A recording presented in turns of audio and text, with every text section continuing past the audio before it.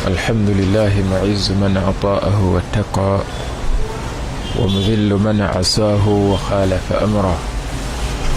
أشهد أن لا إله إلا الله المكفرات الذنوب كلها تفلحون. أنه من قال لا إله إلا الله فقد فاز فوزا عظيما، وأنه من يشرك بك اللهم فقد غوى. ثم الصلاة والسلام على رسوله الأمين أبا قاسم المصطفى صلوات الله ربي وسلامه عليه، وعلى آله الأخيار، وعلى أصحابه العظماء، ومن سار على نهجه واهتدى بهداه إلى يوم سنقوم أمام رب العزة والجلال. قال الله تبارك وتعالى في كتابه الكريم: يا أيها الذين آمنوا اتقوا الله حق تقاته ولا تموتن إلا وأنتم مسلمون. وبعد، amatenda malungi agataliimu bukendeevu bwonna gatendebwa na wakitiibwa Allah subhanahu wa ta'ala yekka. Ebisigadde byonna ebitaliiye Allah subhanahu wa ta'ala bitonde, tebitendebwa na bitendo bijjuvu, wabula bitendebwa n'ebitendo ebikendeevu. Birina obwetaavu eri omutonzi waabyo Allah subhanahu wa ta'ala, era tebisobola kubeerawo wadde akadakiika wadde akatikitiki nga omutonzi waabyo Allah subhanahu wa ta'ala taliiwo. Ate ye omutonzi waffe Allah subhanahu wa ta'ala talina bwetaavu bwonna eri kitonde kye yatonda. Yeemalirira Allah subhanahu wa ta'ala, ye yaliwo ng'ebitonde byonna tebinnabaawo, era ye yabitandikawo Allah subhanahu wa ta'ala. Tumwebaza nti mu byatugabiridde akyatugabiridde ekyengero eky'obulamu n'ekyengero eky'obusiraamu. Tumusaba Allah subhanahu wa ta'ala atukuumire ebyengero ebyo ebbanga ffenna lyetusigazza ku nsi kuno, era tumusaba Allah subhanahu wa ta'ala agende okutujjulula nga tuli mu baddu basiimye, bagenda okubeera nga ayingiza ennyumba ye ey'emirembe. Tuzaako okusaalira omubaka waffe ow'ekitiibwa ennyo Muhammad sallallahu alayhi wasallam, alladhi ja'ana bilhuda wa diini lhaq, eyatujjira n'obulungamu buno bwe tulimu, nga basinga obungi mu ffe twagenda okutegeera nga tuli basiraamu. Abalala nabo bagenda okukizuula nga Allah subhanahu wa ta'ala amaze okubalungamya eri obusiraamu. Nabwe kityo obusiraamu bwaffe bwe tulimu buno nga yenkola yokka eyitwamu abantu okuyingira ejjana, yayisiza Allah subhanahu wa ta'ala ku kulafubana na kwewaayo okumubaka waffe sallallahu alayhi wasallam. Kyova olaba buli bwe tumwogerako tumusaalira nga tusaba Allah subhanahu wa ta'ala asse okusaasira n'emirembe ku ye n'ab'enjuuyi abamuyambangako mu mbeera enzibu, okubeera nti atuukiriza obuvunaanyizibwa Allah subhanahu wa ta'ala bwe yamutikka. Tubakubiriza nga naffe tetwefudde banjawulo okutya n'okweraliikirira ennyo ow'ekitiibwa Allah subhanahu wa ta'ala. Ekyo ekyokumutya Allah subhanahu wa ta'ala yakitufuulira kyabwatteeka gye tuli, nga abatusooka nga ffe tetunnajja era yakibalaamira. Naffe abaliwo n'abagenda okujja oluvannyuma lwaffe, ekiraamo tekigenda kukyuka. Yagamba Allah nti walaqad wasayna alladhina utul kitaba min qablikum wa iyyakum an ittaqullah, twalaamira babasooka nga temunnabaawo, nammwe abaliwo n'abagenda okujja oluvannyuma lwammwe nga maze okuvaawo, okubeera nga babeera mu baddu abatutya, abateeka mu nkola ebiragiro byaffe era ne beeziizaako bye tubagaanye. Ekyo anaakikola ekyokumutya kisooka ajja kuba agondedde w'ekitiibwa Allah subhanahu wa ta'ala. Ekyokubiri, Allah subhanahu wa ta'ala agenda kumuwangaaza mu bulamu buno mu mpangaazo ezisinga okuba ennungi, ate ne gye tulaga akaseera konna agenda kusangayo akalungi.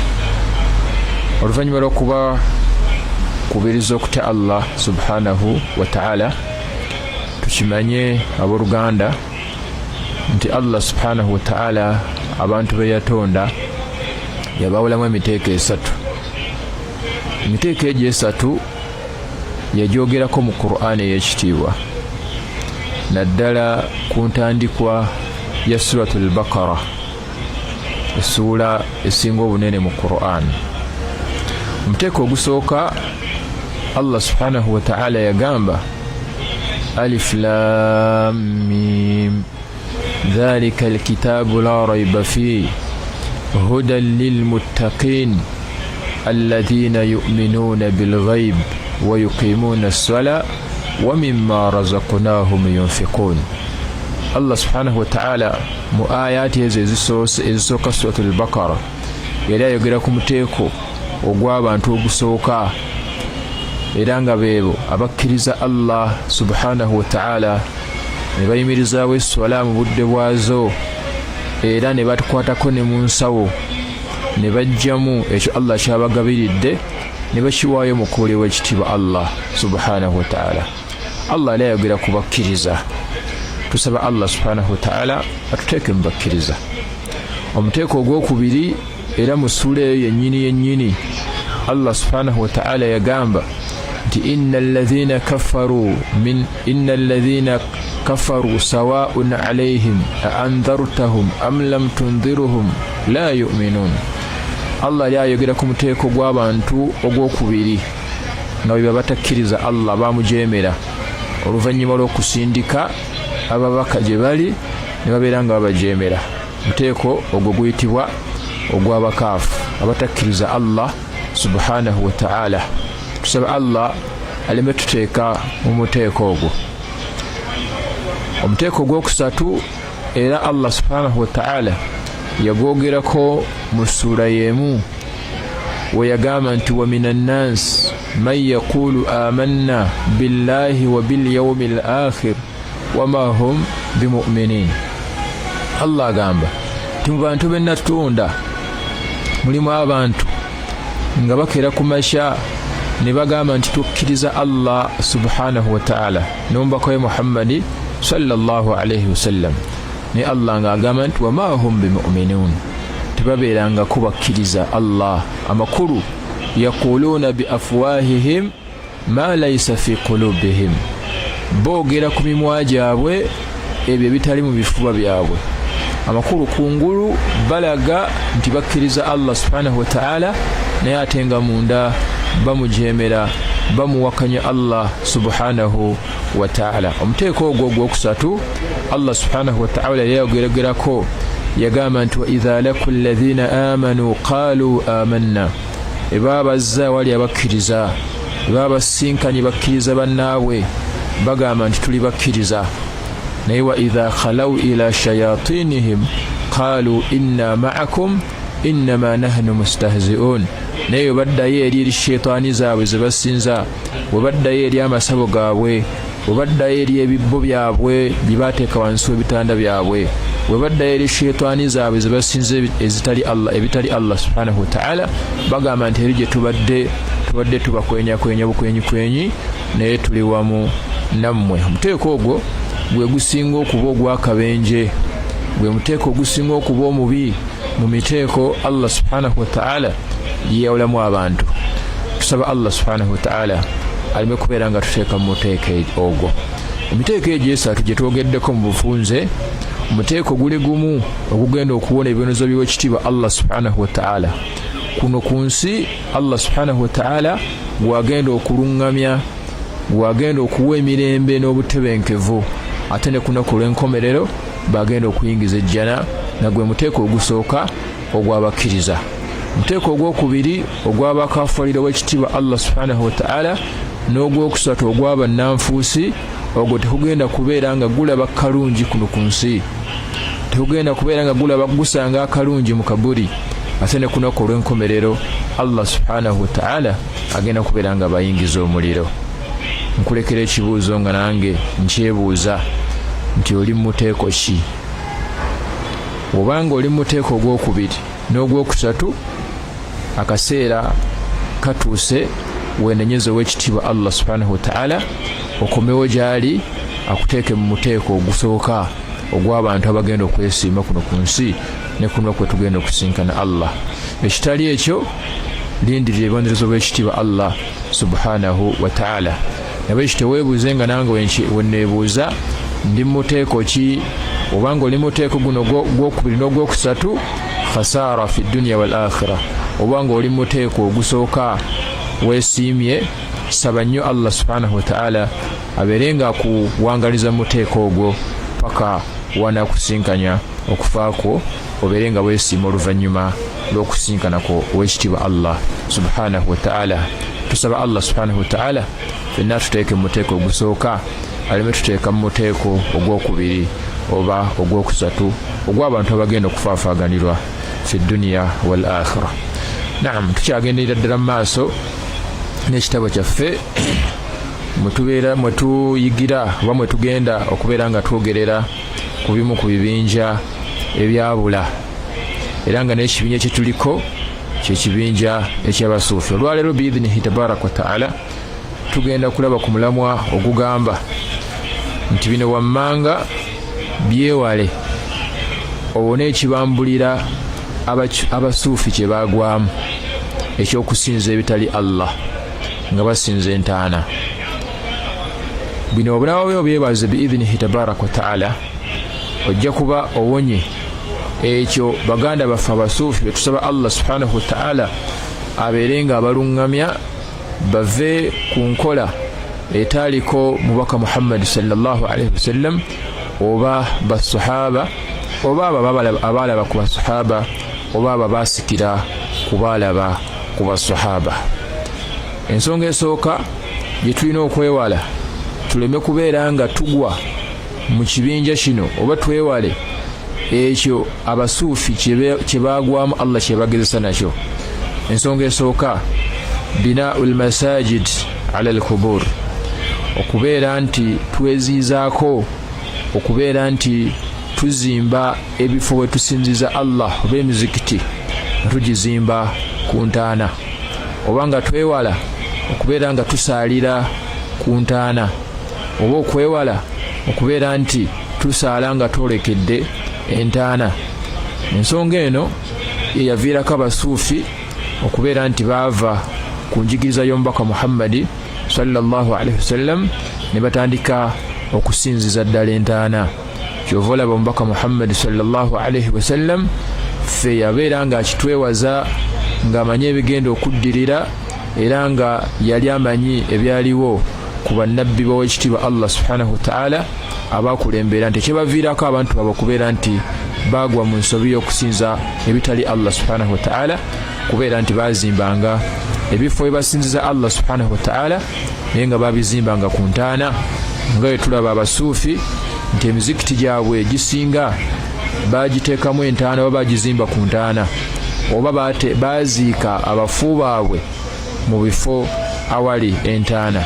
Kati binaul masajid ala al-qubur, okuzimba ebifo etusinziza naye nga tubizimbye ku ntaana kikyamu, tulina okukyewala kubanga kkubo erigenda okutuviirako okugwa mu ekyo baganda baffe abasuufi kye baagwamu.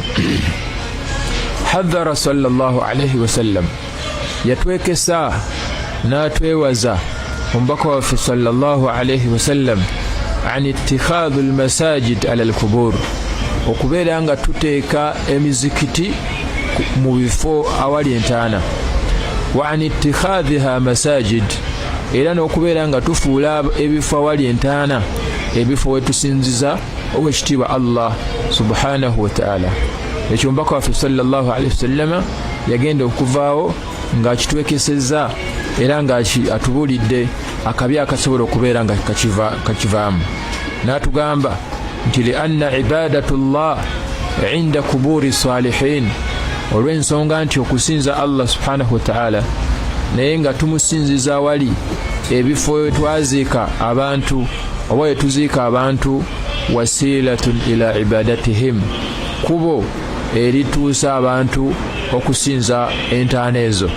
Abekityo omubaka Muhammad sallallahu alaihi wasallam yatwala obuvunaanyizibwa n'atubuulira ensonga lwaki tetulina kusinziza Allah mu bifo awali entaana, olw'ensonga nti tuba tukutte ekkubo eritutuusa okusinza entaana ezo abasuufi ekkubo lye baakwata.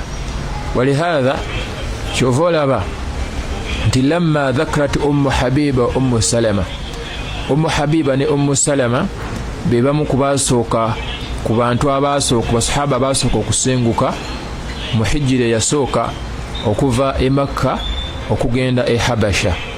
Naye bubimu ku bye balaba e Habasha basangayo ekkanisa, naye nga ekkanisa eyo abagisinzizaamu bateekamu ebifaananyi by'abalongoofu baabwe abaafa era nga babisinza. Kati bwe baakomawo eri omubaka Muhammad sallallahu alaihi wasallam ne bamunyumiza kye baalaba e Habasha, n'abagamba omubaka Muhammad sallallahu alaihi wasallam nti inna ulaika idha kana fihim arrajul as-salih, nti abantu abo bwe mwasanga e Habasha nga bakuba ebifaananyi by'abantu abaali abalongoofu mu bo ne babiteeka mu ssinzizo lyabwe, abantu abo boolaba idha kana fihim arrajulu salih, we baabangamu omusajja omulongoofu mu bo, famaata naafa mu bo, banu ala kabrihi masjida, baazimbanga ku ntaana ye ekifo we basinziza, wasawwaru fihi tilka suwar, era baateekangawo ekifaananyi ky'omusajja oyo eyafa ku ntaana ye, oba we batadde ekifo we bagenda okusinziza wekitiibwa Allah subhanahu wa ta'ala. Nga olaba ekirabika nnyo ku bakatuliki baba nga batambula okugenda e Namugongo nga olunaku lwe lutuuse, omu ku bo waafa, awo waafiiridde batera okumuziika awo, era omwaka ogujja abalala bagenda okutambula nga bagenda e Namugongo, bwe batuuka mu bifo ebyo bayimirira ne bamalawo ekiseera. Bayinza okumalawo olunaku, bayinza okumalawo ennaku ebbiri, bayinza okumalawo essaawa, naye ng'ekibayimirizzaawo kubeera nga basinzizaawo Allah, kubanga waafiirawo omulongoofu mu bo. Kati ekifaananyi ekyo omubaka Muhammad sallallahu alaihi wasallam yakitukubira ku bantu Ummu Salama ne Ummu Habiba gye baagenda e Habasha okubeera nga basenguka ne basangayo ebyo. Kati omubaka Muhammad sallallahu alaihi wasallam n'abagamba nti yeyo enkola y'abantu abo, naye n'agamba omubaka Muhammad sallallahu alaihi wasallam nti ulaika shiralul khalqi inda Allahi yawma al-qiyama, nti abantu abakola ebikola ebifaana bwe batyo bye bitonde ebisinga okuba ebibi mu bitonde Allah subhanahu wa ta'ala bye yatonda. Nga Allah subhanahu wa ta'ala bwe yagamba ng'ayogera ku bitonde ebisinze ebitali Allah subhanahu wa ta'ala, yagamba nti ulaika hum sharrul bariya, nti ebitonde ebyo ebisinga okuba ebitonde ebibi mu maaso g'ekitiibwa yatugaana okubeera nga tugusaaliramu oba okusaalira oba okusinza Allah subhanahu wa ta'ala mu nsinza yonna gy'osobola okwogerako oba okulowoozaako nga tuli mu bifo awali entaana we baziika abantu. Wa min hirsi nabi sallallahu alaihi wasallam, era ku bimu omubaka Muhammad sallallahu alaihi wasallam biyalulunkanira ennyo umma ye ala ummatihi annahu indama nazala bihi al-maut, buli we yafuna ekirowoozo, buli wafuna okutya nti akaseera konna asobola okusinkana Allah subhanahu wa ta'ala, yavangamu statement zino n'agamba omubaka Muhammad sallallahu alaihi wasallam nti la'natullahi ala al-yahudi wan-nasara, ekikolimo kya Allah kibeere ku bayahudi n'abanaswara. Abayahudi be Bajuu, abanaswara be bakkiriza mu Yesu nti mwana wa Katonda. Kati omubaka Muhammad sallallahu alaihi wasallam bwe yafunanga kaccansi akajjukira okufa n'abeera nga teyeebalira mu balamu, ng'asuubira nti akaseera konna asobola okusinkana Allah subhanahu wa ta'ala, yavangamu statement egamba nti la'natullahi ala al-yahudi wan-nasara, ekikolimo kya Allah kibeere ku bayahudi n'abanaswara. Lwaki? ittakhadhu kubura anbiyaihim masajida, baafuula entaana z'abanabbi baabwe ebifo we basinzizaamu owekitiibwa Allah subhanahu wa ta'ala.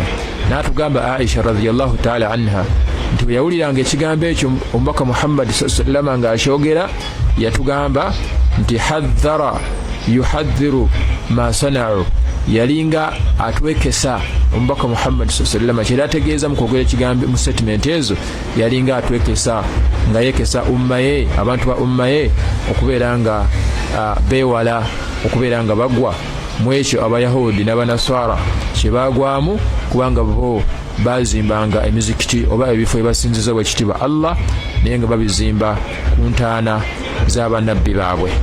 Waqala qabla an yamut, era kyova olaba omubaka Muhammad sallallahu alaihi wasallam yagamba mu bimu ku bigambo byayogeranga nga tannafa naye ng'ebula nnaku ntono nnyo abeere nga asinkana Allah subhanahu wa ta'ala, yagamba nti ala wa inna man kana qablakum, bannange mazima ddala abo bonna abajja olubereberye lwammwe kanu yattakhidhuuna kubura anbiyaihim wa salihihim masajid, balinga bafuula entaana z'abannabbi baabwe n'abalongoofu mu bo ebifo ebasinzizo bwekitiibwa Allah oba amasinzizo. N'atugamba omubaka Muhammad sallallahu alaihi wasallam nti ala abange fala tattakhidhu alqubur masajida, temugezangako ne mufuula kaburi ebifo emusinzizo bwekitiibwa Allah subhanahu wa ta'ala, fa inni anhaakum an dhalik, mazima ddala nze ekyo ngenza okuvaawo oba ngenda kuvaawo naye nkibaganye olw'ensonga nti ebibi ebikirimu bye bisingwa ebirungi ebikirimu, kubanga lyekkubo abantu mwe bayitira okubeera nga basinza ebitali Allah subhanahu wa ta'ala. Yatukkiriza omubaka Muhammad sallallahu alaihi wasallam okubeera nga tusinziza Allah subhanahu wa ta'ala mu bifo byonna okuggyako ebifo bibiri. Ekifo ekisooka al-makbara wal-hammam, limbo oba wali entaana awazikibwa abantu ne mukabuyonjo gye tugenda okubeera nga tumala ebyetaago byaffe.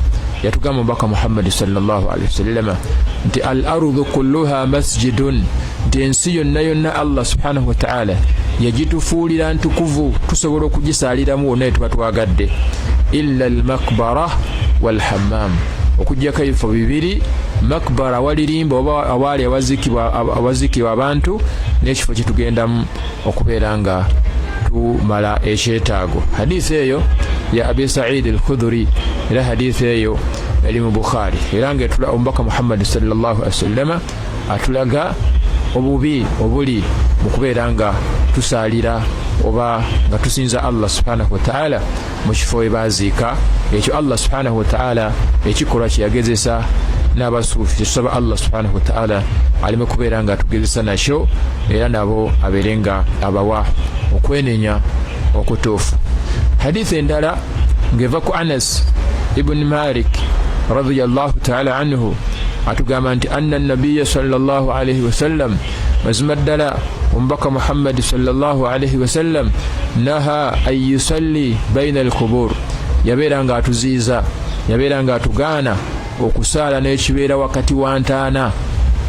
Yatugaana okusaalira omubaka Muhammad sallallahu alaihi wasallam ng'agezaako kubeera nga aziba amakubo agasobola okutuviirako okusinza entaana eyo, kubanga ng'emakubo ge gamu abaatusooka ge baayitamu okubeera nga batandika okusinza entaana ezo oba okusinza ebitali Allah subhanahu wa ta'ala, kati n'abeera nga atwewaza ffe aba umma ye okubeera nga tugwa mu nsobi ezagwamu abo abaatukulembera.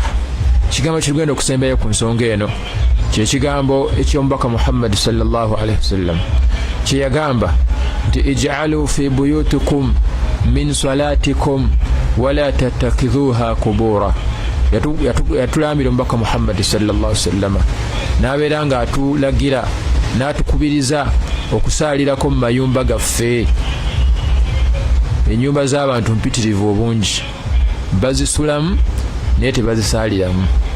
Buli woolabanga ennyumba ng'abantu bagisulamu naye nga temubaamu swala, kimanyanga nti ennyumba yafuuka dda kabuli, kubanga ebifo bye tutasaaliramu ze kabuli. Yovola omubaka Muhammad sallallahu alaihi wasallam yatukubiriza okusaalirako ngako mu nju zaffe. Eswala eza sunna ezisinga okuba ennungi mu maaso g'ekitiibwa Allah era nga zisinga empeera ennungi mu maaso g'ekitiibwa Allah ze swala ze sunna zetusaalidde mu mayumba gaffe. Kaburiya tuzisaalire mu mayumba gaffe, baadiya tuzisaalire mu mayumba gaffe, eswala z'ekiro tuyimukako ekyo tusaliremu nko mu mayumba gaffe, kubanga tunaba tusalidde mu mayumba gaffe ago enju zaffe ezo amayumba gaffe gaba gafuuse kaburi entaana mwe batasa, kubanga kaburi bebifo byokka bye batasalira. Kivola omubaka Muhammad sallallahu alaihi wasallam yatugamba nti ij'alu fi buyutikum min salatikum, bannange amayumba gammwe eswala mubeerenga ezimu muziswalako mu mayumba gammwe, mubeerenga musalirayo nko eswala ddala eza sunna. Wala tattakhidhuha kubura, era temufuula amayumba gammwe entaana amakulu ebifo awatasalirwa. Yali atulaga mu hadisi eyo obubi bw'okusaalira oba bw'okusinza Allah subhanahu wa ta'ala nga tumusinziza mu bifo awali entaana, era nga kikyo kigezo abannaffe abasuufi kye babeeranga bagwa. Tusaba Allah subhanahu wa ta'ala abeerenga tatuteeka mu basinza bitali wa kitiibwa Allah subhanahu wa ta'ala. Ensonga ey'okubiri biidhinihi tabaraka wa ta'ala nga tunaba tugyewaze Allah subhanahu wa ta'ala agenda kubeera nga atutaasa ekyo abasuufi kye bagwamu, israjul kubur. Ensonga ey'okubiri okubeera nga tutonaatona entaana. Omubaka Muhammad sallallahu alaihi wasallam yatwewaza okutonaatona entaana. Omubaka waffe sallallahu alaihi wasallam yatwewaza okuzimba ku ntaana. Omubaka Muhammad sallallahu alaihi wasallam yatwewaza okuwandiika ku ntaana. Omubaka Muhammad sallallahu alaihi wasallam yatwewaza okubeera nga tukoppa abatakkiriza Allah subhanahu wa ta'ala bye bakola ku ntaana z'abantu baabwe be baziika. Ekyo nno ng'akituteerawo oba ng'akitugaana ng'agezaako okubeera ng'aziba makubo agasobola okututuusa okubeera nti tusinza entaana ezo ng'abasuufi Allah subhanahu wa ta'ala we yabagezesa n'ekigezo ekyo ne batakiyita. Naam, israjul kubur, okutonaatona entaana. Haddara sallallahu alaihi wasallam, ekyokuzitonaatona bantu bangi bakiremerako, era bantu bangi bakikola, era abasinga okubeera nga bakikola babeera balowooza nti ekifaananyi kungulu kikwatagana n'ebiri munda w'entaana. Amakulu nti ekifaananyi kungulu ky'entaana we kibeera nga kirungi okusinziira ku maaso gaffe, baba balowooleza ddala nti ne munda mu kaburi, omuntu ali munda mu kaburi eyo era ali bulungi. Ekyo nno kikyamu. Ekifaananyi kungulu eky'entaana kyawukanira ddala ebiseera ebisinga n'ekifaananyi ekiri munda oba oyo ali munda mu ntaana byayitamu. Shaitaani yatuwundira ekyokuzimba ku ntaana netulowoozesa nti bwe tuzizimbako omuntu ali mu ntaana ali bulungi, naye nga wallahi kisobokera ddala okubeera nga ekifaananyi ky'entaana kungulu kirungi, naye nga wallahi omuntu ali mu ntaana ali mu kubonerezebwa. Naye kityo tuleme kubeera nga tukuba ekifaananyi ky'okungulu kw'entaana, era oli alabira ddala nti waba tazimbye ku maama we, waba tataddeeko tayiruzi, waba tawandiiseeko, alabira ddala nti maama we ali mu kubonaabona mu ntaana omwo, ali mu kubonerezebwa. Era shaitaani nebawundira nti we bamala okugizimbako oba okugitonaatona oba okuwandiikako, emitima gyabwe gikkakkana, aga nti maama waffe twamuzimbyeko, taata waffe twamuzimbyeko, muganda waffe twamuzimbyeko, twamulongoosezza. Ne balabira ddala nti bakkakkanye, ne balabira ddala nti balongoosezza eri omufu. Bannanga okwo si kulongoosa eri mufu, wabula kuba kwonoonera mufu, kubanga wabanga yafa nga teyatulekera kiraamo kitugaana kukola ekyo, omuntu oyo abonerezebwa ku ekyo ekikolwa abantu kye bamukoledde. Naye wabanga yatulaamira nti temunkolangako kino ne kino, ffe ne tugenda mu maaso ne tukikola, ye Allah subhanahu wa ta'ala amwejjeereza omusango n'aguteeka ku ffe.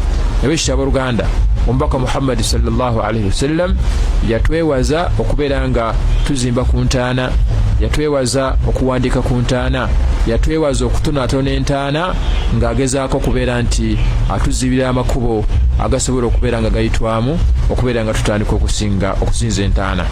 Kati kyova olaba haddara sallallahu alaihi wasallam, omubaka waffe sallallahu alaihi wasallam yabeera nga atwewaza an israjil qubur, okubeera nga tutonatona entaana mu mbeera y'okuzizimbako, n'atubulira ensonga nti li anna albunau alaiha, olw'ensonga nti okubeera nti omuntu azimba ku ntaana, wa israjuha, n'okugitonatona, wa tajisisuha, n'okugikuuba ku plasita, walkitabatu alaiha, n'okugiwandiikako.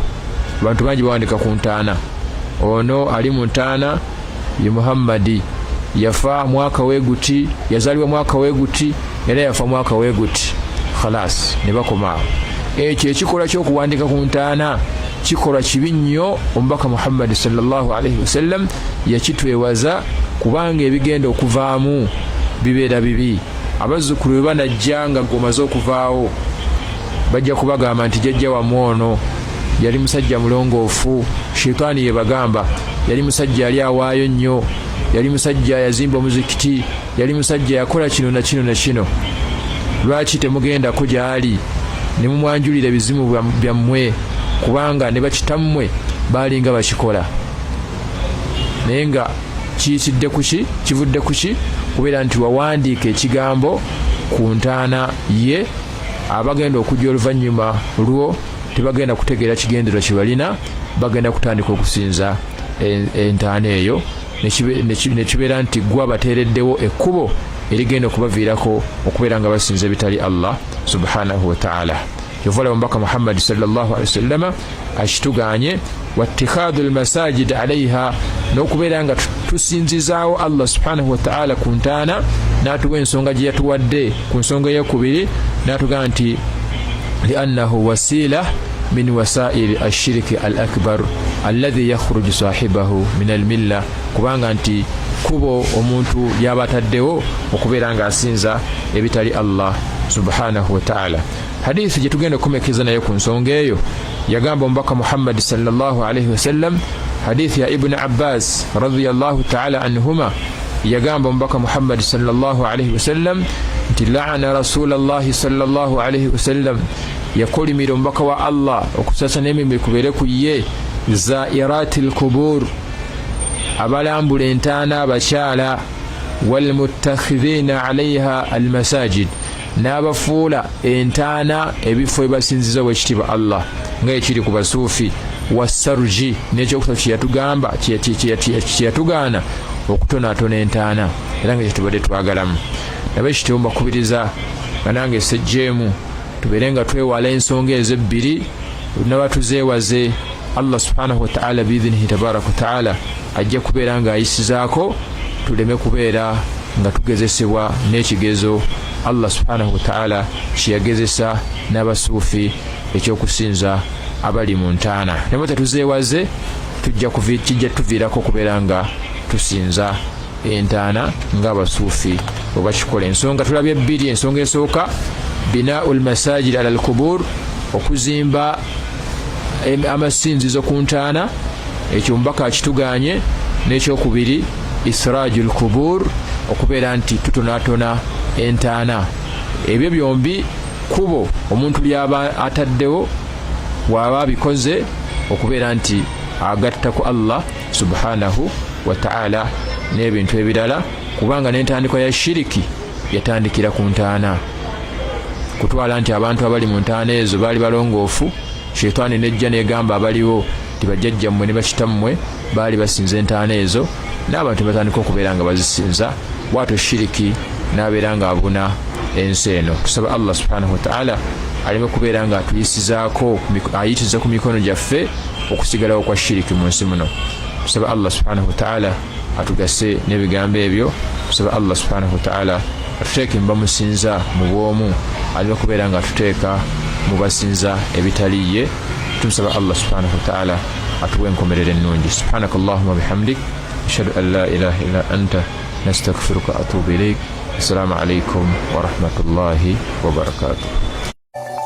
Adam Arabs Medicine bakuletedde enkola eya cupping therapy oba giyite hijama gye wandiiyise okulumika nga bakugyamu omusaayi ogw'omufu ogutalina mugaso mubiri gwo okutambuza omulamu obulungi. Wekwate ku nkola ya cupping therapy okwekuuma ng'oli mulamu bulungi ng'okozesa abakugu abaakuguka mu kulumika oba okukola hijama okuva mu Adam Arabs Medicine ng'otawaanyizibwa endwadde ez'enjawulo omuli okulumwa omutwe ogutawona, omugongo, amagulu n'okuyamba ku batawaanyizibwa amajinni wamu n'awalumiddwa ekitonde eky'obusagwa. Ate gwe omwami omunafu mu kisaawe ebibyo byateredde dda. Wekwate ku ba Adam Arabs Medicine okunuunamu omusaayi ogw'obulabe ogusomba endwadde mu mubiri gwo. Ezimu ku nkola omubaka z'ataasuuliriranga okujjanjaba obulamu bwe basangibwa Mukono ku Golden Plaza edduuka namba 19 oba bakubire ku ssimu okutuusaako obujjanjabi wonna w'oli oba balumbe ku WhatsApp ku noti 7 noti 4 246 535 oba noti 782 781 182. Adam Arabs Medicine ku lw'obulamu obweyagaza.